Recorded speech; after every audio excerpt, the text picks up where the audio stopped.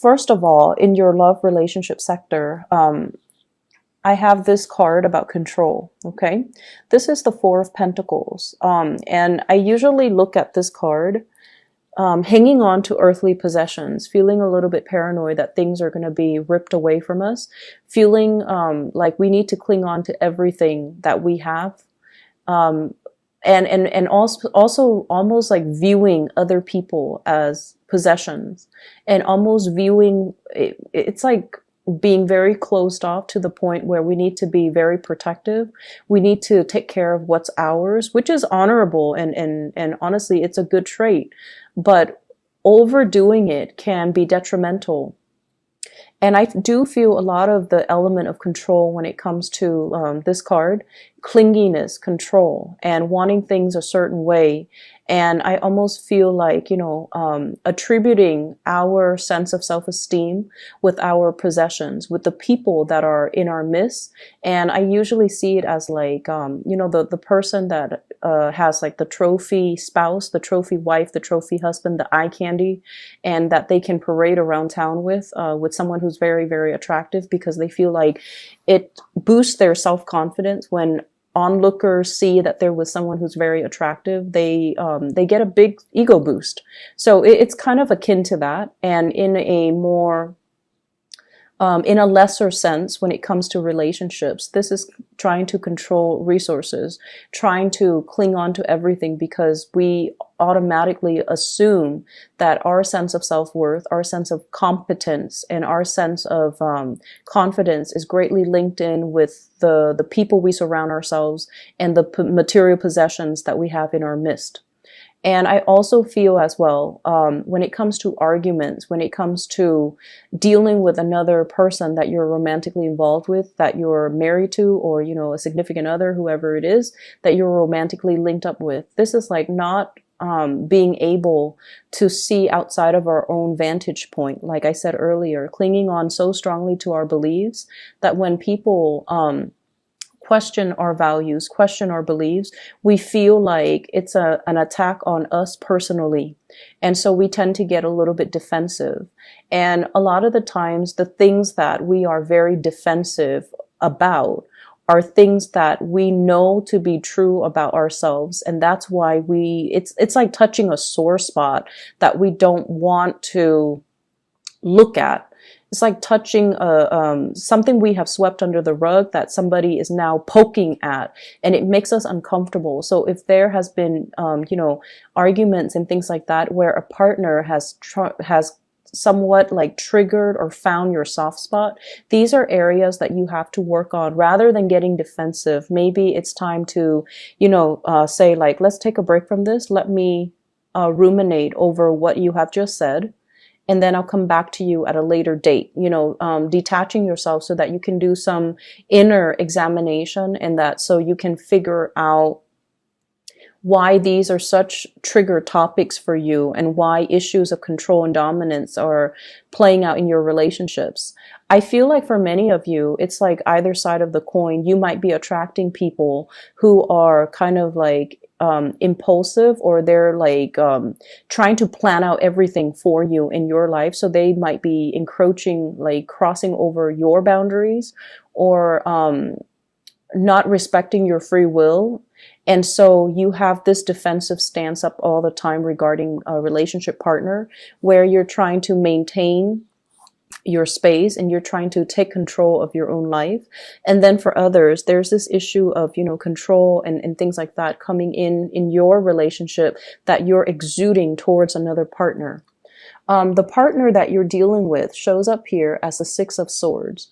This is somebody that has been through hell and back, okay? They've got a really interesting backstory. So if you're dealing with someone that has been through like a lot of tumultuous childhood, a lot of dealing with, a lot of relocation, moving from one place to the next. They've never had a place where they can call home. They've never had a place or a family, or even like a love relationship that accepts them for who they are. And I feel like this is a partner that has been through so much in their own lives that it's hard for them to believe in love. It's hard for them to believe in,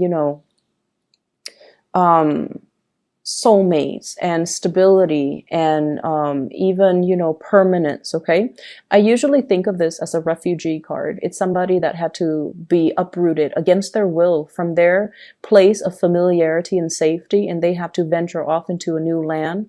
And usually this indicates as well people of different nationalities, interracial dating, people of different cultures coming together. And automatically, whenever that happens, there's always going to be ideological differences, cultural differences, even cultural rifts and cultural divides that can be very difficult to overcome.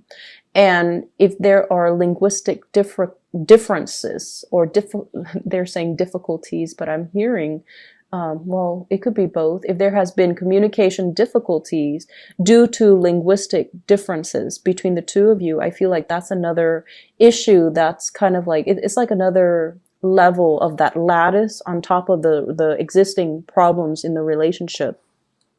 So you're dealing with someone who has, he or she has had to overcome a lot of trials and tribulations in their own life. They are very self-made.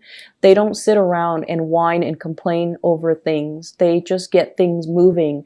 And I almost feel this need for someone who you're involved with. They're constantly moving so that they don't have to process things, so that they don't have to feel things, because their emotions can be so overwhelming. If they took the time to really, see a therapist or to really vent, it's like it would open up a floodgate of emotions, and they're not really ready to do that. So you're dealing with a partner who might be very broken, very injured. They're moving away from that. They're sailing away from it, and they're coming into calmer waters, and they definitely feel there is a lot of safety with you. They definitely feel like there's safety, there's a purpose, and they're trying to build that permanence with you. So rest assured that you're with someone that's not going to be leaving, and you're with someone that finds the comfort and home in you. And at the same time, it's going to be a very slow process for this person to heal from whatever situation they've had to contend with in their past. And so, they're coming from a space where they might be a little bit downtrodden and broken. They're coming away from it. But I also feel like there's a very strong sense of protection that you are giving off towards this person. They've been through a lot, and you are also very paternally protective of them, to the point where it might be patronizing, to the point where you are offering to do everything for them and not allowing them that freedom of movement, or not feeling like they're capable or competent enough to do it. You might do it like, it might be inadvertent from your end, but I feel like you're trying to control the situation. Okay. I usually see this combination as like controlling elements seeping into the relationship.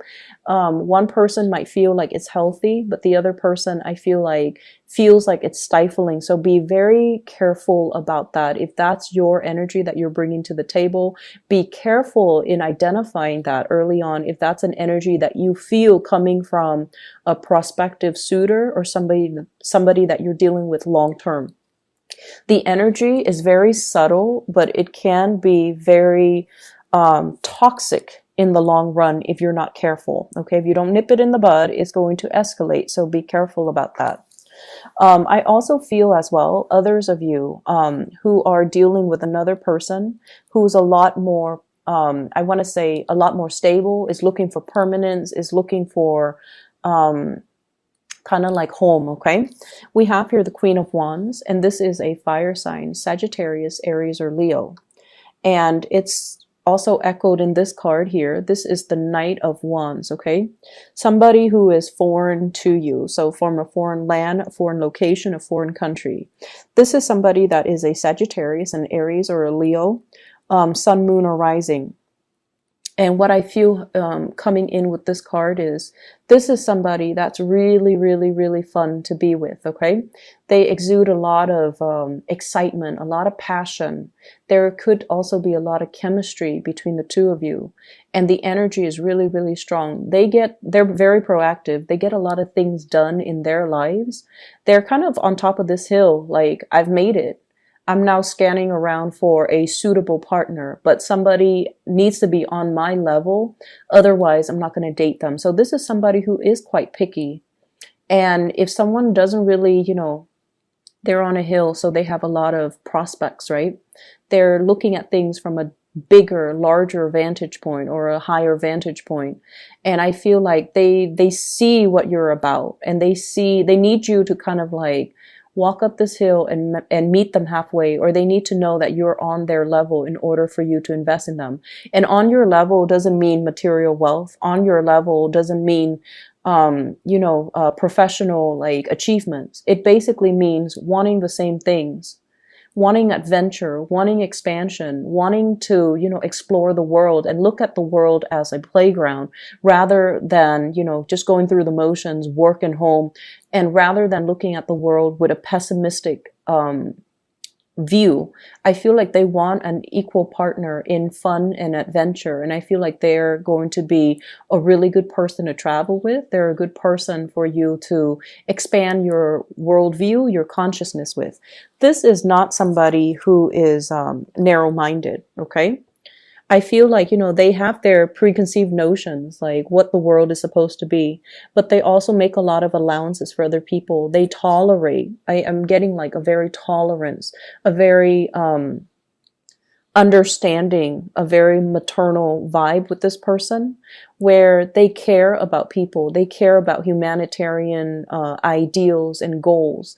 And I feel like they connect to people not as foreigners or like you're from this country, you're from that country, but they have this sense of collective consciousness where they see everybody as a human race, and they don't have any prejudice. They don't have any narrow-mindedness or tunnel vision when they deal with other people. And I feel like for them, there's also this innocent, trustworthy, and trusting energy that they bring to the table where they don't really believe anyone is out to hurt other people. So you might think it's naivety, but I feel like it's more giving everyone the benefit of the doubt. So you have someone that is really, it's like providing a breath of fresh air in your life and a fresh perspective. And because of that, I almost feel like they're really exciting to be around. And I feel that you are trying to build wealth with this person, okay? I have here the Ten of Pentacles. This is an escalation in the relationship. The way that this card is depicted is almost like castle in the clouds, right? Castle in the clouds, dreaming and conjuring up, this ideal family image, this sort of like a grand match between two people where the two people have the same educational level of attainment. If, for example, you have a PhD, they have a PhD. If you have a master's, they have a master's. If you have a law degree, they might be, if you're a lawyer, they might be a doctor. It's somebody who's very, very similar in professional achievements, educational achievements, someone who is a really, really good match. And for those of you who are in arranged marriages, I feel like your parents or whoever is setting you up might have somebody in mind for you who is a really, really good match. So a really suitable match for you, not just materially and professionally, but also a very good match for you on a spiritual level, and that will really allow you to grow and have a really fun relationship as well as a stable, suitable relationship. When I look at this card, I think about royalties and how back in the days, people kind of like, it's like a political marriage. But I feel like with this card and with the energies that it's wedged in between, you're meeting somebody that is a really good match for you. And I feel like there is this nesting instinct that's going to come naturally to the two of you. Okay. Nesting instincts, people assuming their specified gender roles. So even for same-sex couples, it's almost like one person will step up and assume the feminine role. The other person will automatically then assume the masculine role. So whatever that means to you in every relationship, even same-sex relationships, we kind of need to embody the yin and yang energy in order for the energy to flow well. And I feel like there's this natural affinity that you have with another person where one person embodies the yin energy and the other person that yang energy. And so things will move along very, very smoothly. And as a result of that, we're going back to the first card. This is about, relinquishing control. This is about allowing your partner the freedom and also the opportunity to step up and take control of situation, or also allowing the natural flow of who's in control and who's relinquishing, just allowing that to naturally calibrate between you and another partner, rather than forcing a connection, rather than having it a specific way. I do feel for many of you in relationships, you are at a point where you are trying to, your nesting instincts are kicking in. You are trying to build something with a relationship partner. So you might be conscious, or, a lot more aware about your spending, which is a good thing. You are a lot more conscious about saving up. You are a lot more conscious about, taking care of your relationship partner, wanting to purchase a property, wanting to buy a house, wanting to buy a car, wanting to, save up for the children's college funds. So you're doing practical things to sort out and balance out your resources, just so that you can pass some things along, pass down a legacy, pass down an inheritance, and leave something of lasting value to your children, because somebody is triggering this nesting instinct within you. In other areas of your life, I do have a spiritual advice that's coming into the picture for you. And I feel like for some of you, and I know it's supposed to be, spiritual advice, but I'm seeing it here, so I'm just going to say it. I feel like you have an ex that's still haunting you, for some of you, and you have moved away from it, but I feel like you can't be rid of them. That's what it feels like to me. They're either relentless, like they won't let go of the connection, or you're not being clear enough. And this is something I've mentioned before many, many times for Cancerian people, especially the men, especially the Cancerian men. You're really nice people. And a lot of the times you send, confusing messages to the people that you're interacting with. And take a page out of the, I want to say, what sign is very, very final? Capricorn. Take a page out of the Capricorn playbook when it comes to, exes and relationships, okay? When they're done, they go silent. They don't even need to entertain that person. When they're done, Capricorns are done, they will ghost you. And you will never ever know, did the Capricorn person die? Are they okay? How could they not respond to me? Well, it's because they're very final. And also, it's because they also, and I feel like this is their incentive, or their, rationale for doing what they do. It's because they don't want to open up that door of communication and have you confused, or they don't want to, lead the other person on. So I feel like with Capricorns, when it's done, it's really done. They close the door for good and they move on, and you won't hear anything from them. And I feel like with you Cancers, I feel like it's very difficult for you to do that. And you might chalk it up to playing nice and being courteous. But what it does is that it creates hope from the other side, from the other person, that, oh, they're still talking to me. They might want me back. Maybe not now, but one day. So I'll keep knocking at that door. And that's not fair to the person that you're dealing with. And I feel like you have an ex here that's a little bit ruthless and a little bit relentless and a little bit like someone who tries to keep coming back. And I feel like you need to be very firm, and you need to, out of respect for your current relationship right now, you need to be very, very firm about setting your boundaries with exes, okay? And the reason I say exes here, we have the Death card. You moving on.